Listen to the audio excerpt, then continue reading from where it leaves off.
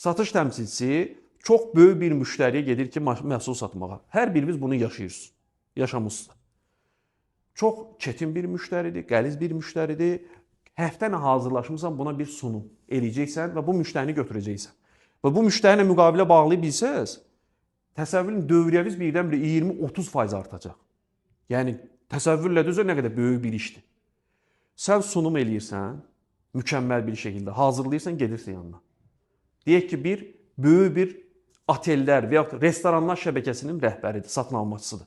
Adamla gedirsən, gözəl bir sunum eləyirsən, təqdimat edirsən, bu məhsulu, xidməti ona satırsan. Adam da deyir, eyvallah. Amma bir məsələ var.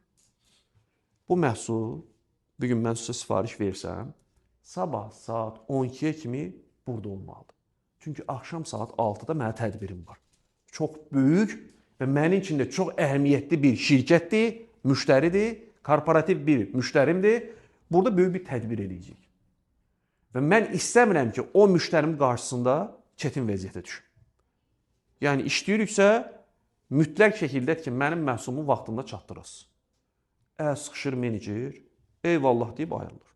Gəlir, sifarişin tapşırır ki, göndərsinlər.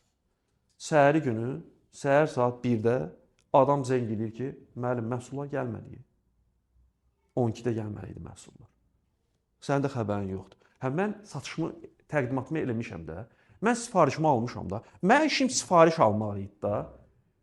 Almışam, mən öz işimi görmüşəm. Təqdimatla bu adamın məhsulunu satmışam.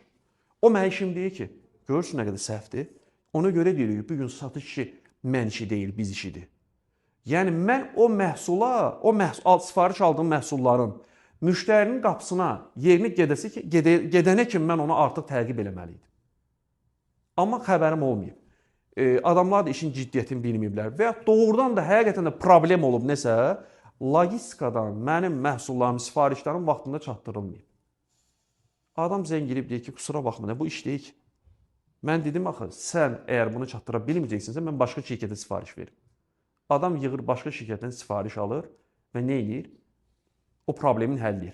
Və siz o müştərinin yerinə olsaz, bir də sizin kimi bir menecerlə, şirkətlə çalışarmı?